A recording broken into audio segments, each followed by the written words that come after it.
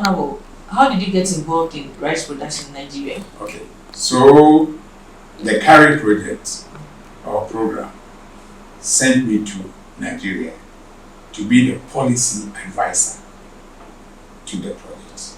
We had a technical aspect and then policy aspect, and I was to handle the advocacy issues where government and the stakeholders will come together to drive a common front of rice, competitive rice production in Nigeria.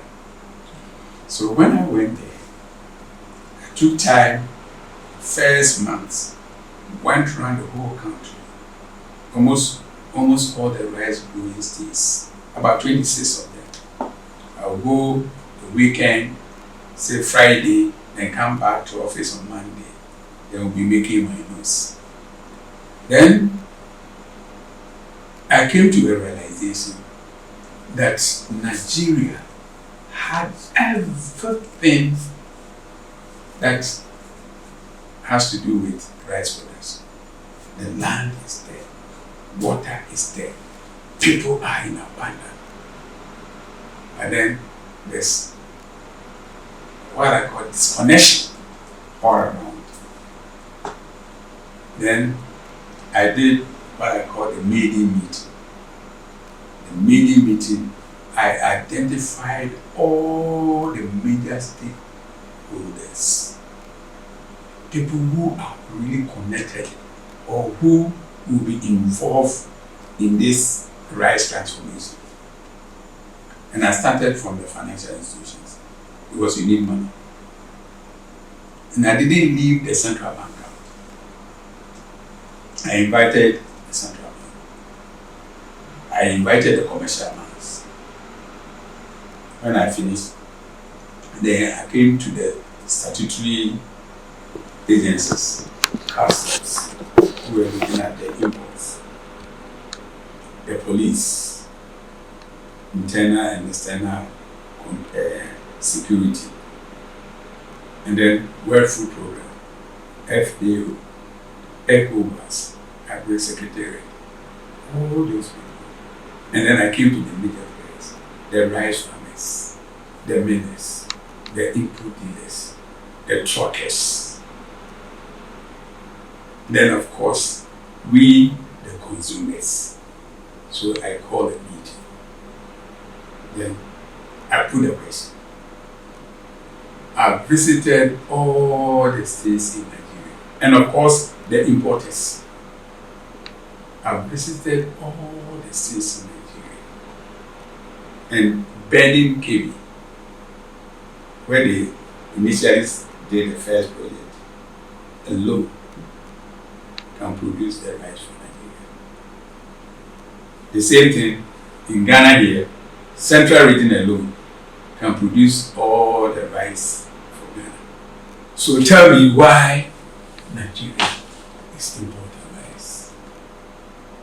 Meanwhile, I've been to Vietnam, Thailand, and the land that they have over there is not even about half or a quarter of what we have in Benin, Ghana. And we are importing rice from them. Come to think of how long those rice that we are importing have stayed on the shelves or in the warehouse. Some of them 5 years, some of them even 10 years. And we don't know the kind of chemicals that they even treat them, and then we import them and we eat. So please tell me. Litany of excuses. And I said, like I said in my audio, yes, we have the excuses, but we have the other way. So let us look at the other way, how we can correct or convert those excuses into opportunities. And we started working on it.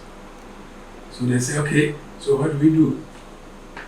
In the process, I recognized two things: that I needed to create inspiration. And when we get the results out of the inspiration, we could turn over the whole picture.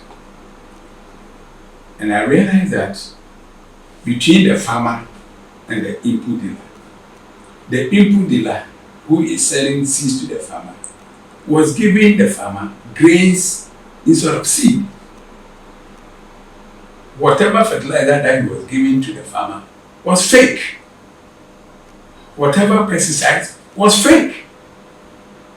The farmer too was growing what we call the heterogeneous cropping. You farrow 1, farrow 2, farrow 3, combine all of them on the same field. So when he harvests and the miller comes for it, the rice is not correct for the miller. So the miller will mill at a loss. So the whole chain was disconnected. So I came out with a program which I dubbed reorganization and reorientation. I started reorganizing the groups into vibrant LDOs and what have you. So that I go to this locality. Have you gotten some of my shots? How? Yes, you said. Yeah. You see me in those communities, they are talking to them, right? And one thing that saved me was that I was that down to earth person. You know, before these people will buy your message, you need to identify with them.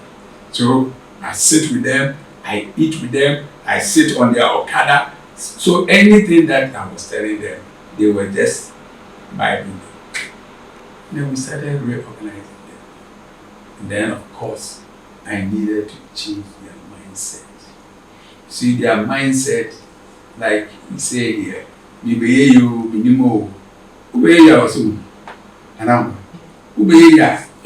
must work towards success. Why do you say, I don't know how I'm going to live? You must work, plan your life. So we started working on it. And then between the farmer and the miller, we got it right. Between the miller and the importers, we got it right. Between the input dealers and the farmer, we got it right. So things started changing. Meanwhile, my technical people were working on the farmers, moving them from 1.5 metric tons to 2.5, 3, 4, 5, and then even 6 and 7. You see, if they are producing with the same amount of inputs at these various levels, then you can imagine the profits moving up. And therefore, any loan that they took, they could pay it. In one of the meetings, specifically at Jigawa, one of the stakeholders, the development officer of the central bank, said, Honorable, I have his picture. Honorable, we have money in the central bank. We call it import substitution money. I think if you write, that money will be available to the farmers and for this project. So we did a letter. When we did it, the central bank responded positively. And there we agreed that they have to give to them at 9% interest rate. Because commercial bank were given at 25. So we agreed with the commercial bank. Central bank will not lend directly to the farmers, but they have to do it through the commercial bank. But then they will give it to the central bank at 7 or 6. Then the central bank will do it at 9, so that the central bank, the commercial bank will do it at 9. Central bank will give it to the commercial bank at 6, 7. And then commercial bank will lend to the farmers at 9, so that they will make their margins, right? And the farmers will be okay. Do an international conference, workshop to throw more light on that intervention that we did that becomes self-help. We need to bring it to the notice of the African community. So if you have to outline them, what would you say were the success factors? The success factors was number one, the reorganization, the reorientation, and the readiness of the government, and especially the highest cooperation of the central government. Because I see the Nigeria story was very successful, mainly because of central government. That decision that he took for the nation. And just imagine how much they are saving now. Because at that time, Nigeria was spending about $6 billion on importation of rice. And if that 6 billion is no more going out and it's within, you can imagine what improvement they have done to the GDP. So in terms of, let's say, tons, it grew from how much to how much? Tons? Yes. You mean per hectare? After the project? After the project? No, we started from 1.5 Right. and now we go to 6 point something metric tons per hectare. Okay. So very significant. You see the same input that we're using for 1.5. Ghana struggles with a huge rice deficit, estimated to be around 50% of total need. How possible is it to replicate the Nigeria example here? It's possible. It's possible. If the factors that we have looked at, we are able to address them, and we are able to reorganize the farmers. You see, it's very important for you to note here. When we were doing the Nigeria one, we were doing the Ghana one. Ghana used what they call a grape. And I can say it on authority. The grape. The grape one. Which one? The grape model, where they call it Ghana Rice Interprofessional Body. Yeah. If we continue to use that one, we won't get it. That one is headed by one Nana. Yes. And it's one man show. Yes. Because we did it in Ghana, we did it in Nigeria. I was in Nigeria. I used the refund and the repaying approach, what we have gone through, and it was successful. Why is it that Ghana was not successful? It's because the approach that we are using. So what's the challenge with the grape? The grape one is like interprofessional. The grape was Ministry of Agric projects that have been upgraded. Right? But the refund thing was privately led. You see? And you see, if you are trying to use a process or a methodology that is not working, you change it. Because carrier have come and gone. And still Ghana is where it is. It means that method that we are using will not work. So why don't we eat the humble pie and change it? Excuse me, Professor Adimandia, that this method, it won't work. I've told them. Me, I went through them. Yes, I was part of Kufo Foundation.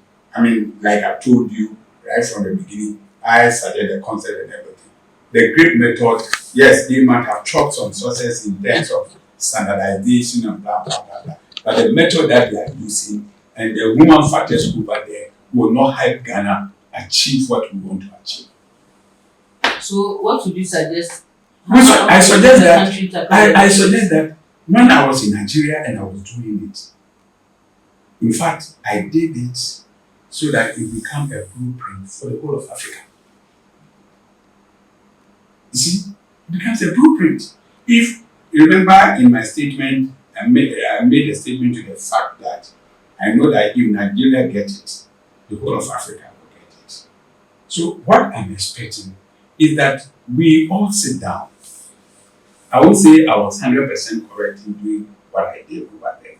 Sit down, pick the good aspect of it, add on, and then we come out with a master blueprint so that every African state can use it and get out of. And I tell you, I remember 3 years ago when I went to Nigeria to give a lecture. I realized that they have used it not only for rice, the value chain that we built, they've used it for about several other crops. To the extent that Nigeria now is producing wheat. You hear me? Yes. So let us always, after all, I tell you, Mommy, I've never done any formal agric before. That's why I told you I'm a Joseph. It is the Spirit of God that is in me, that is pushing me to do the thing that I'm doing. Of course, God said that surrender yourself. If you surrender yourself, He will give you the wisdom and the knowledge. Local consumers, local producers complain of low patronage, and consumers, on the other hand, also complain of lack of quality. How can we bridge that? So at the end of the day, we sit down. It's a chain. It's a value chain. Bring consumer. The consumers want quality rice, competitive rice. They are already there. Because you remember when my video went viral, everybody was saying, why is he not doing this for Ghana? So one of my interviews, I said that we are not doing it because we thought you were not ready for Ghana rice. Then somebody called it, we are ready for Ghana rice. So let's work on one, the consumer aspect. When we have worked on the consumer aspect, then we work on the production lines. Once we get the production line responding positively to the consumers, we have a deal. So then what would you advise in terms of producers gaining acceptance? Producer gaining acceptance, competitiveness, quality and price, and availability.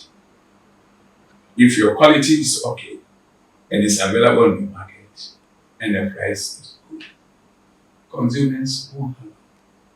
They will accept it. That's my Ghana rice. From where? Oh, from Biko Farms, Ghana. The Rice Millers Association president. I know there's going to be farming very soon. So we have started packing them. Very soon. Why do you say so? Oh, I mean, you know it. When people are talking about Ukraine, there's neither not there, this not there, this not there. I've started buying every month or every other month I buy about one bag to there. So that when you people are cut off. So that's my Ghana rice. Yes. Honorable, any other what will it take to transform agri sector? Agric sector. Using not only rice, all Agric sector. We need to look at rice, the cereals, and then poultry. Over the years, there have been so many interventions. You see, those interventions, I don't call them interventions. When people are only interested in allowances, project allowances.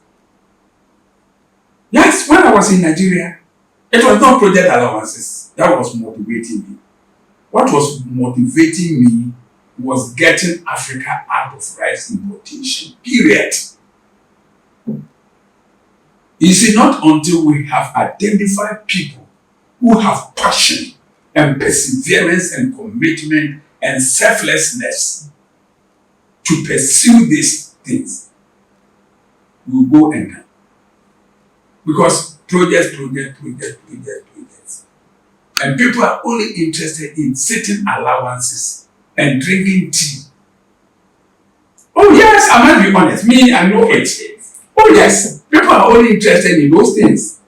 They are not interested in beyond the averages. Getting what must be done. And that is why some of us, we have passed there. I remember those days when you come and see me in Niger State, we'll put the pickup here and I'll take Okada to about 2 hours distance at top speed. Last week, Kumalu, I think I will send you a pictures. No. I'll send it to you. Okay. See me on motorbike, on rough road. No. Yes, we are going to do the project that I told you about. Rice or plantain? Rice, maize, soya beans, everything. We do an integrated farm, about 10,000. Train the youth. Is it all part of the National Service Program interest? Then please give me No, I'm telling you now. Let them say what.